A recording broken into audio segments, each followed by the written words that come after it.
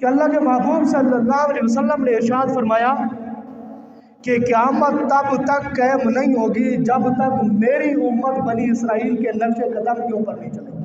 اللہ کے رسول نے فرمایا کہ میری امت بھی جو اپنے آپ کو کلمہ گو کہلاتے ہیں، توحید والے کہلاتے ہیں، ایمان والے کہلاتے ہیں، وہ بھی ان کے نقش قدم کے اوپر چلیں گے، اور پھر اعمال کے اندر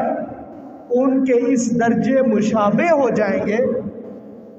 اس درجے ایک دوسرے کے ہم نوالا اور ہم پیالہ ہو جائیں گے، جیسے ایک جوتا دوسرے جوتے کے مشابہ ہوتا ہے۔ ہم جوتے پہنتے ہیں نا، تو دونوں جوتے سیم ایک طرح کے ہوتے ہیں، بس فرق اتنا سا ہوتا ہے کہ ایک جوتا ہمارے دائیں پاؤں میں آتا ہے، دوسرا جوتا ہمارے بائیں پاؤں میں آتا ہے۔ اس کے علاوہ اور کوئی فرق نہیں ہوتا جس سے ہم سمجھ سکیں کہ یہ جوتا دوسرے جوتے سے الگ ہے، شکل میں، صورت میں، بناوٹ میں، سجاوٹ میں۔ غرض ایک ایک چیز کے اندر دائیں پاؤں والا جوتا بائیں پاؤں والے جوتے کے مشابہ ہوتا ہے، پہچان اس کی صرف ایک ہی ہوتی ہے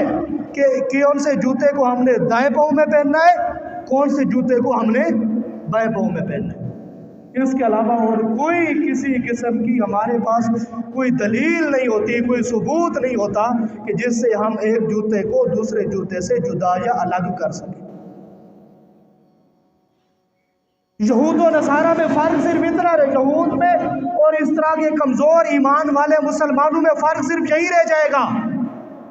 کہ وہ اپنے آپ کو یہودی کہلوائیں گے اور ہم اپنے آپ کو مسلمان کہلوائیں گے۔ وہ اپنے آپ کو حضرت موسیٰ علیہ السلام کا پیروکار کہیں گے،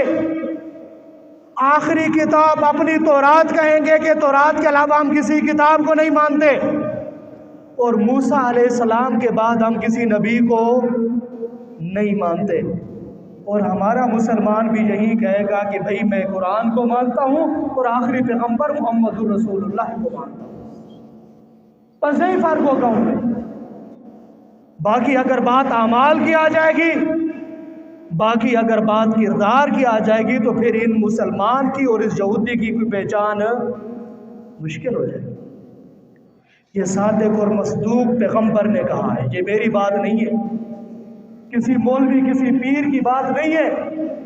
کسی مجتہد کسی علامہ کی بات نہیں ہے، کسی محدث کسی مفسر کی بات نہیں ہے، بلکہ یہ کس کی بات ہے؟ ہم سب کے محبوب پیغمبر احمد مجتبیٰ محمد مصطفیٰ، سب کہہ دو صلی اللہ